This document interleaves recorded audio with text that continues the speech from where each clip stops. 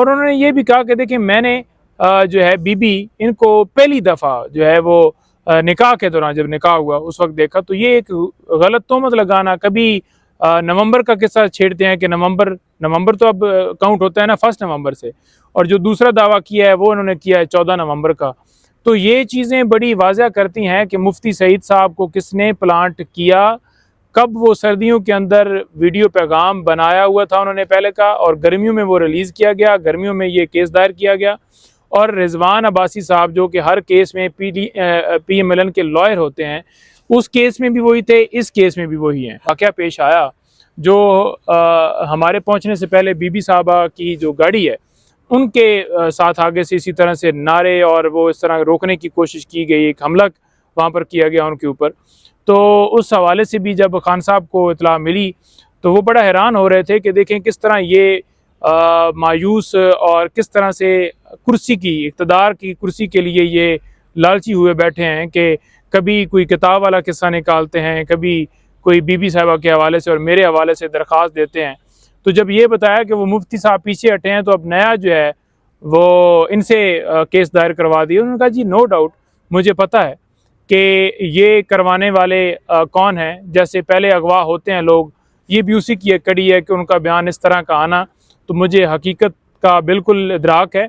और उनको ये भी बताया कि बीबी साहिबा जो हैं वो इन गलीज़ लोगों की बातों का कोई जवाब नहीं देती। तो उन्होंने कहा जी बड़ा ज़बरदस्त करती हैं। खान साहब को बड़ा कूल पाया, हंस रहे थे, बार बार हंस रहे थे इनकी बातों के ऊपर, इनकी हरकतों के ऊपर कि ये नाकाम हो चुके हैं। हाजरा खान की किताब के हवाले से कोई तस्करा हुआ? देखिए हाजरा खान की किताब, इस तरह की किताबें बड़ा खान साहब बड़ा वाज़ह कहते हैं कि अल्लाह ताला जिसे इज़्ज़त देता है ना वो उससे कोई इज़्ज़त ले नहीं सकता। तो इस तरह की किताबें, इस तरह की औरतें, इस तरह के लोग, इस तरह की बातें वो जितनी मर्जी करवा लें, क्या इस चीज़ से जो है वो ख़त्म हो जाएगी बात? तो वो तो बिल्कुल इसके ऊपर तो कभी। जो कामयाब वर्कर्स कन्वेंशन आप लोगों के हुए हैं हाँ, उस ये भी हवाले से बात है। खान साहब का एतमाद में लिया गया? बिल्कुल, ये बड़ा आपने अहम सवाल किया। मैंने बताया, मैंने कहा जी मर्दान, दीर, करक, हर जगह के ऊपर बड़े लोग निकले हैं। तो खान साहब बहुत खुश थे। खान साहब जो है KP की गयूर आवाम को सलाम, उनको खराज तहसीन पेश कर रहे हैं कि इस जुल्मत भरी, अंधेरे भरी रात के अंदर आप लोग जुल्म के ख़िलाफ़ खड़े हो गए, आप डट गए, आप निकल आए हैं। ये उन्होंने कहा कि अब कंट्रोल नहीं हो पाएगा और ये सिलसिला पूरे मुल्क में शुरू होगा। ये वहाँ से KP से स्टार्ट हुआ है और KP वाले लोगों ने कमाल कर दिया है। उन्होंने जिस तरह से वो निकले हैं, शेर अफजल मरवत साहब के हवाले से भी उन्होंने अल्फाज तारीफ़ करते हुए इस्तेमाल किए कि उन्होंने बड़ा फ्रंट फुट पे आकर वहाँ पर लोगों को जो है वो निकाला है और खराज तहसीन पेश कर रहे हैं। बहुत ज़्यादा खुश थे खान साहब कि ये बड़ा ज़बरदस्त हुआ है कि लोग अपने हकूक़ के लिए निकल पड़े हैं। शुक्रिया, बड़ी नवाजिश। आज बेसिकली अलकादर ट्रस्ट केस की जो समाअत थी जिसमें नैब ने दोबारा रिमांड की इस्तदा की, तो आज अदालत ने रिमांड को मुस्तरद कर दिया है, तफ्तीश की इजाज़त नहीं दी। इससे पहले भी तफ्तीश की इजाज़त मिली तो बड़ा अजीब तरह का रवैया नैब की तरफ से देखने को मिला कि हर रोज़ खान साहब से घंटों वहाँ पर तफ्तीश का अमल जारी रहा। मैंने आज खान साहब से पूछा कि मैंने कहा जी कल भी खबरें चल रही थी कि 11 घंटे जो है वो इस तरह से तफ्तीश जारी रही है, 4 टीमें आई हैं। तो उन्होंने कहा जी कि वो आते थे, बैठते थे, मतलब 5 मिनट, 10 मिनट, 15 मिनट या 20 मिनट सवालात किए, फिर गप्पे मारते थे, क्योंकि कोई चीज़ तो है नहीं। क्योंकि 190 जो मिलियन है पाउंड, वो तो सुप्रीम कोर्ट ने हुक्म दे दिया और वो हुकूमत के ख़जाने में चले गए। जब वो चले गए तो फिर इनके पास तो कोई ऐसी चीज़ रही नहीं कि ये कोई आगे उस केस के अंदर कोई इन्होंने ख़जाना निकालना था। तो बेसिकली ये खान साहब से इंटरोगेशन करके उनको एक जो होता है तंग करने वाली बात, या बार बार वो सवालात करके खान साहब ने तमाम सवालात के जवाब दे दिए, तमाम डॉक्यूमेंट्स दे दिए, पता नहीं फिर भी ये क्या निकालना चाहते थे। जज साहब और इमरान खान साहब का आज क्या मुकालमा हुआ, क्या कहा कमरे अदालत में इमरान खान साहब जब आए?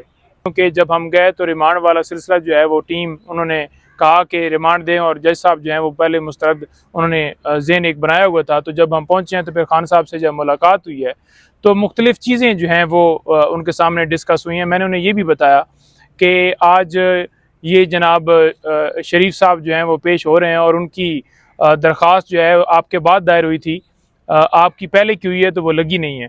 तो कहते हैं कि जो जिस के नाम के साथ शरीफ लग जाता है ना, तो वो फिर अबव द लॉ हो जाता है।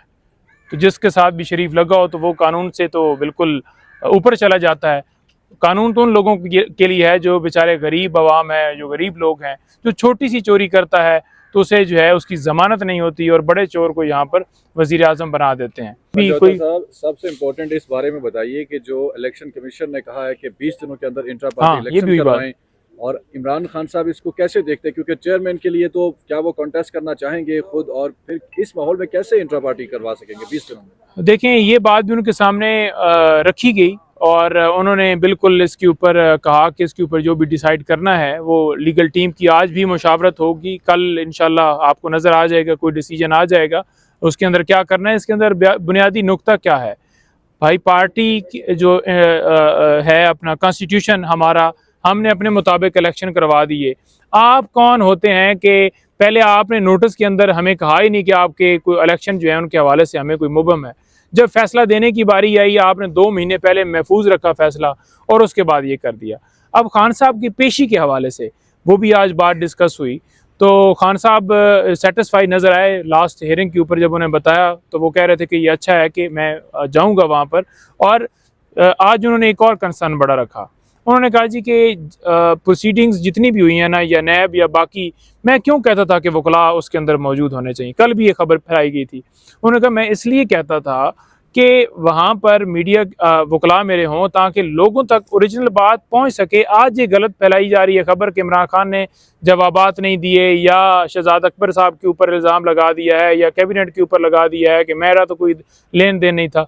तो इस तरह की जो यकतरफा बाहर खबर जो फैलाई जा रही है, जो मीडिया ट्रायल किया जा रहा है, वो बंद हो। और उन्होंने बड़ा वाज़ेह कहा कि मीडिया इसलिए ज़रूरी है कि वो एक खबर दे सके। अब आज भी कुछ उनके मुकालमे हुए हैं वहाँ पर, तो वो ये चाह रहे थे कि वो लोगों तक बात पहुँचे। 9 मई की उन्होंने बड़ी वाज़ेह तौर पर कहा है कि इसके ऊपर बड़ी खुलकर आप वहाँ पर बात करें कि ये एक पार्टी को क्रैश किया जा रहा है, उसकी क्यों नहीं तहकीकात करवाई जा रही, कौन लोग थे जिन्होंने उन्हें जाने ही आगे से रेजिस्टेंस ही नहीं हुई, कैमरे किसने उतारे, किसने जो है वो पहले आग लगाई। एक एक चीज़ कौम के एक पार्टी को, ये डील जो है लंदन में बैठ के हुई, एक पार्टी को सिर्फ और सिर्फ जो है वो क्रैश करने के लिए कि इनको फील्ड देनी है, ठीक है जी, और हमें फील्ड भी नहीं देनी, और ये अकेले खेल रहे हैं। और इस के लिए उन्होंने कहा, बड़ा उन्होंने 2-3 जुमले के उन्होंने कहा जी कि ये कौम हमारा जो मुल्क अवाम है ये उसकी तौहीन है।